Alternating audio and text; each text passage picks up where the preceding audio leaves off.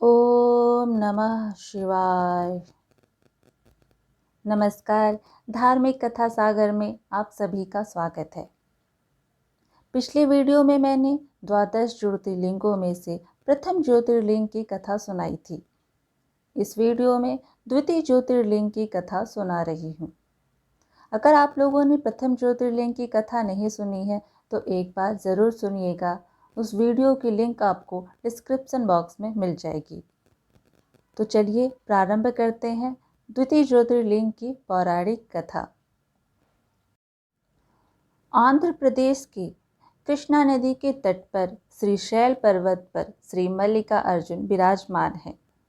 इसे दक्षिण का कैलाश भी कहते हैं। अनेक धर्म ग्रंथों में इस स्थान की महिमा बताई गई है।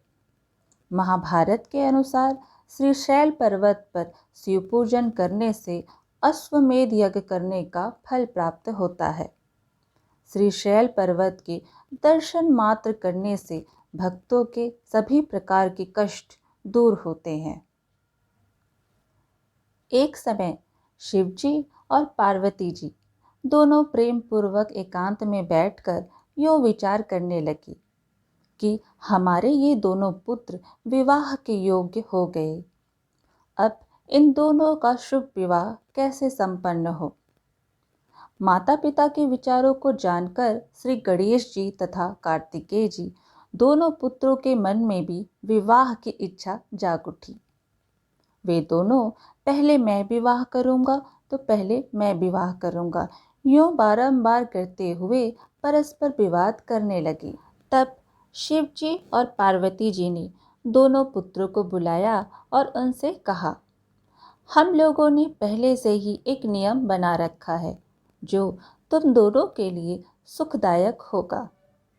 जो सारी पृथ्वी की परिक्रमा करके पहले लौट आएगा उसी का शुभ विवाह पहले किया जाएगा। माता पिता की बात सुनकर शरजन्मा महाबली कार्तिकेय तुरंत ही अपने स्थान से पृथ्वी की परिक्रमा के लिए चल दिए, परंतु गणेश जी वहीं खड़े रह गए। वे अपनी उत्तम बुद्धि का आश्रय ले बारंबार मन में विचार करने लगी कि अब मैं क्या करूं, कहाँ जाऊं। परिक्रमा तो मुझसे हो नहीं सकेगी क्योंकि कोस दूर चलने के बाद आगे मुझसे चला जाएगा नहीं।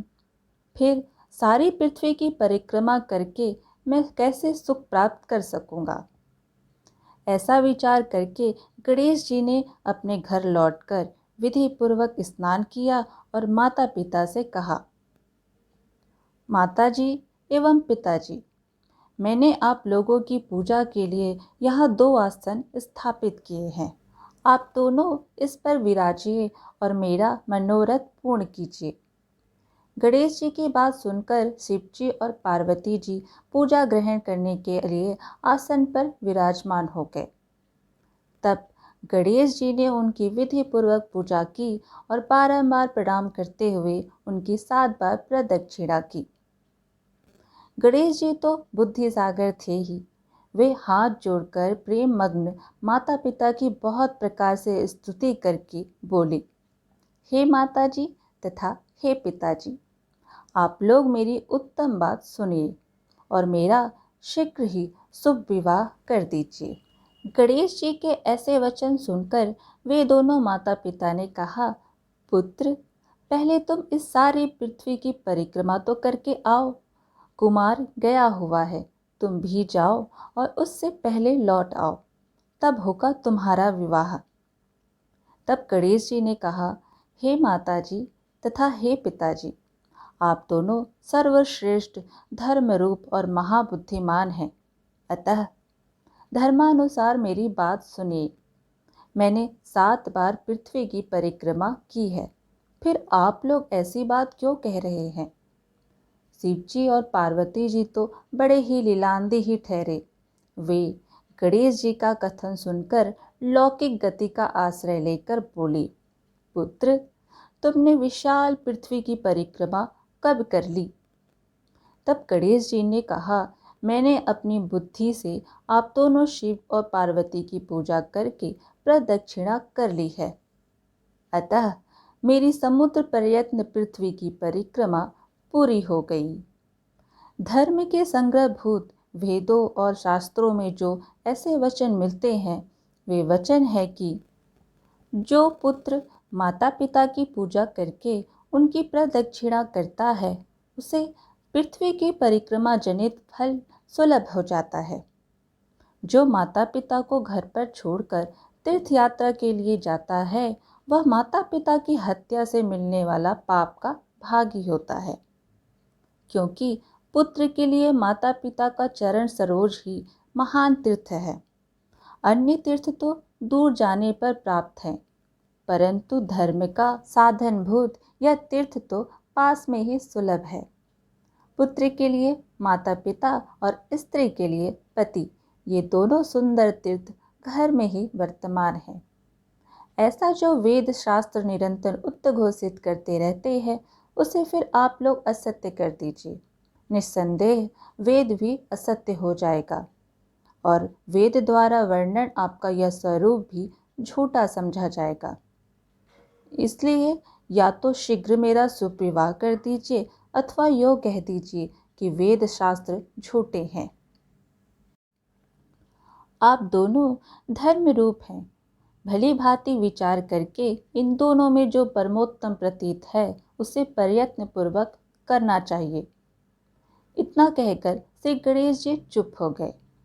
उधर शिव जी और पार्वती जी गणेश जी के ऐसे वचन सुनकर परम विस्मित हुए। वे यथार्थ भाषी एवं अद्भुत बुद्धि वाले अपने पुत्र गणेश जी की प्रशंसा करते हुए बोले, तुम महान आत्मबल से संपन्न हो, इसी में तुम में निर्मल बुद्धि उत्पन्न हुई है। तुमने जो बात कही है वह बिल्कुल सत्य है।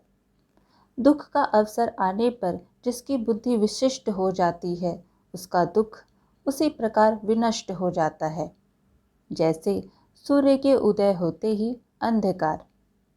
जिसके पास बुद्धि है वही बलवान है, बुद्धिहीन के पास बल कहाँ।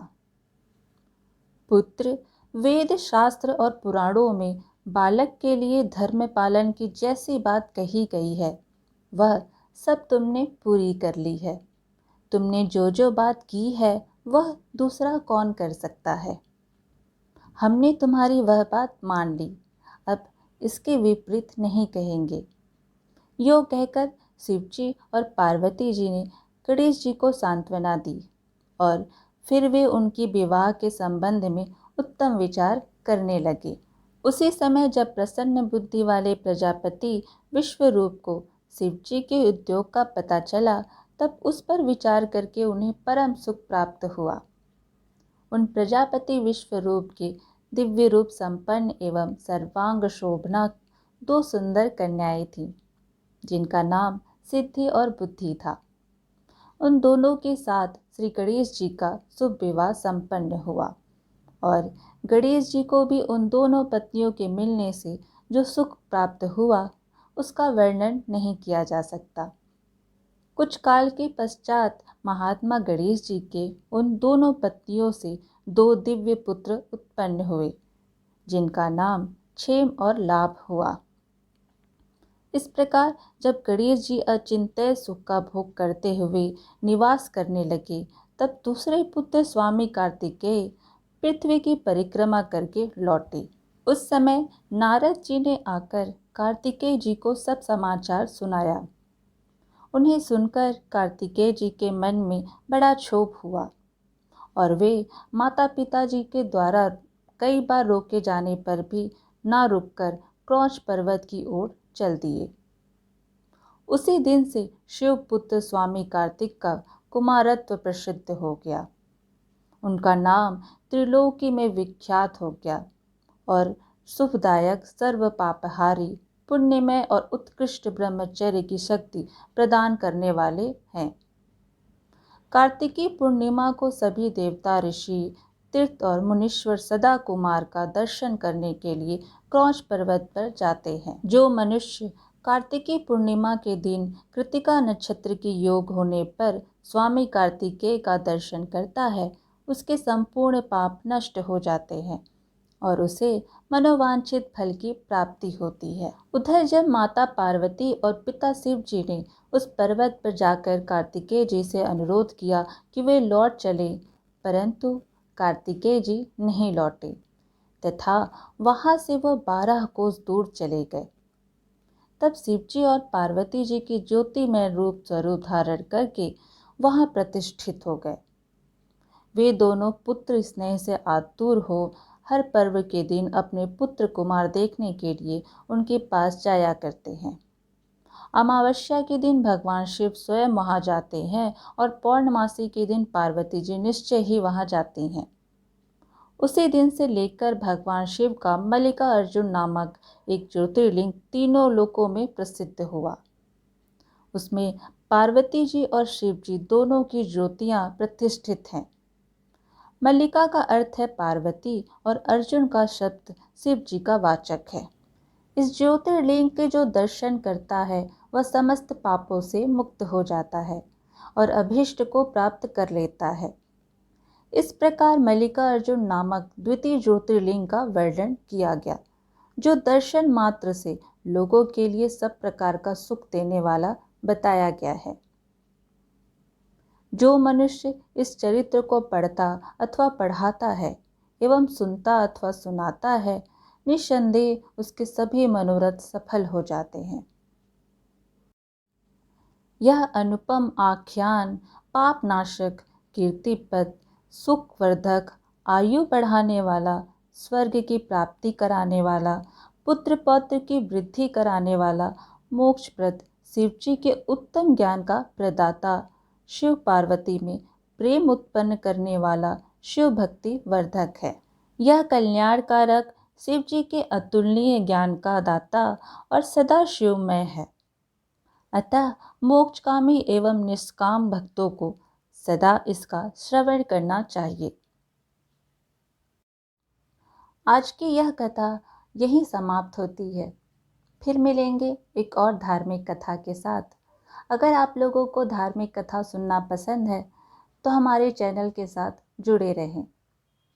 धन्यवाद।